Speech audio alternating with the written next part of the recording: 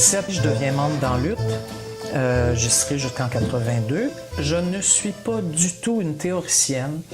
Oui, ils m'ont fait lire des trucs marxistes que j'ai passablement oubliés. Il faut que je sois honnête. Ça ne m'intéressait pas tellement. Je vais vous dire pourquoi j'étais là.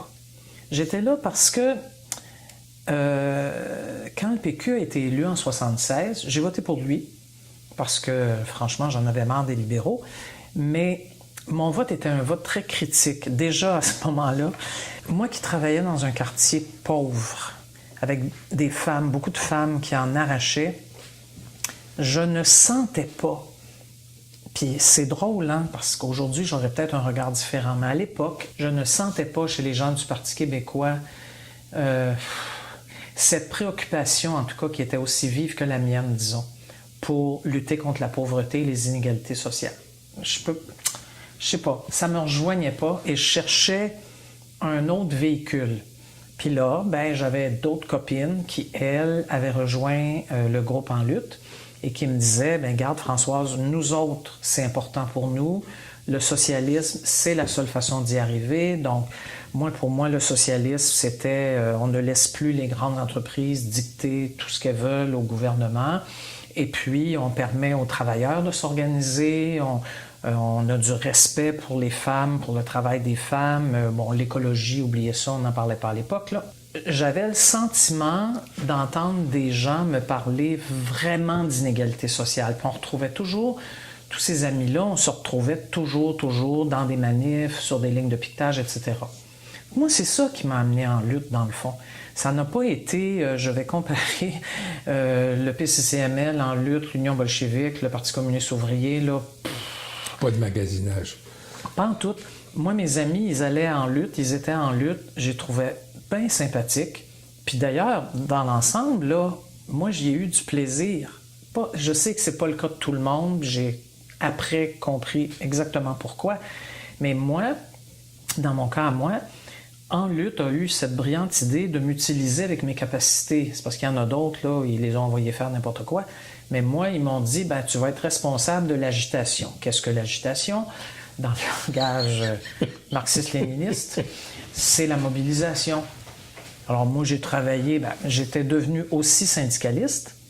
Le syndicalisme m'apprend beaucoup, mais j'y milite activement, mais j'y milite avec toutes mes préoccupations de gauche, c'est clair, mais garde, c'est ça qu'on me demande de faire, moi je le fais, puis de toute façon, j'adore ça.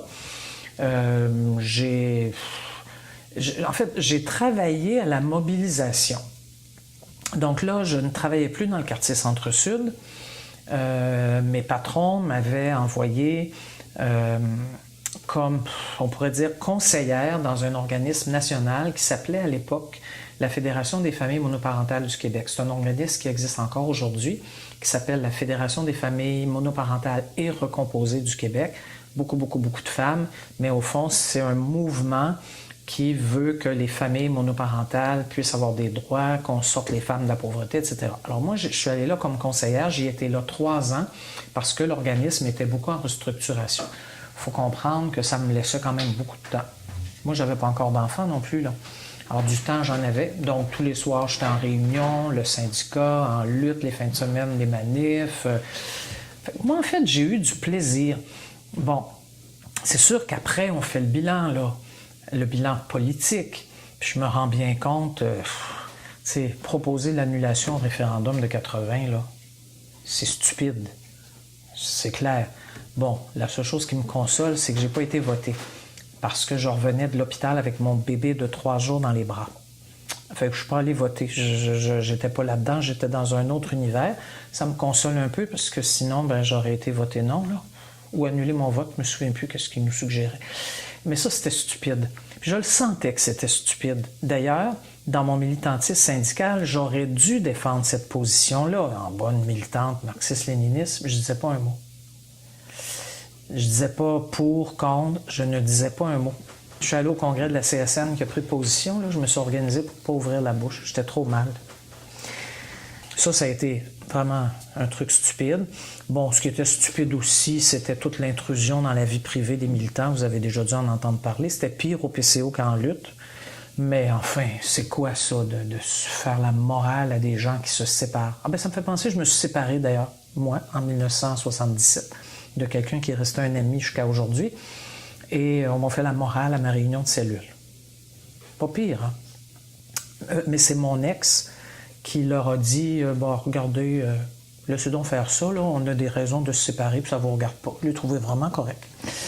Fait qu'il y avait des stupidités comme ça n'avait pas d'allure. Mais une fois que tout a été terminé, là, en lutte, le PCO, tout ça, l'Union bolchevique, tout ça, c'est mort autour de 1982. Tous en même temps. À peu près. Oui. Plus ou moins la même année, là. Une fois qu'on en fait le bilan, une fois qu'on fait le ménage entre les bonnes et les mauvaises choses, il y a quand même quelque chose qu'il faut se dire, là. C'est qu'il y a eu des vrais trous de cul dans ces mouvements-là, là. Mais il y a eu une immense majorité de jeunes, hein, extrêmement idéalistes, sincères et généreux. Quelle était la moyenne d'âge de ces militants-là, militantes? Ben moi, j'avais... moi-même, là, disons, j'ai été dans la lutte à peu près de 27, 28 à 32 ans.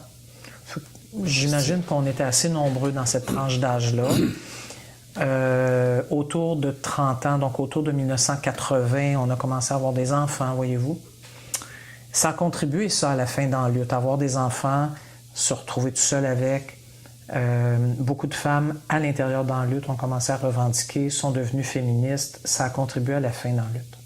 C'est une bonne chose.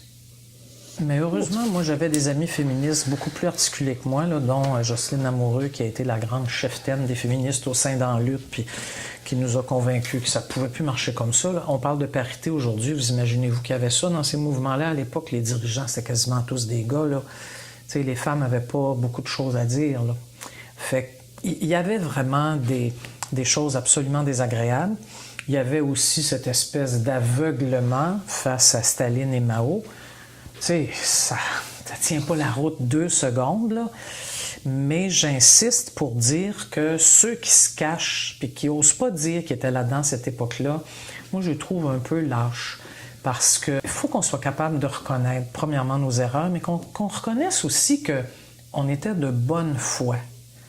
On était jeunes, on ne savait pas tout. Il y avait plein de choses que je ne savais pas, moi, de ce qui se passait ailleurs. On voulait vraiment changer le monde. On voulait vraiment se battre contre les inégalités sociales. Fait que ça partait de quelque chose de bon, mais on n'a pas pris le bon chemin. Mais c'était du monde généreux. Oui.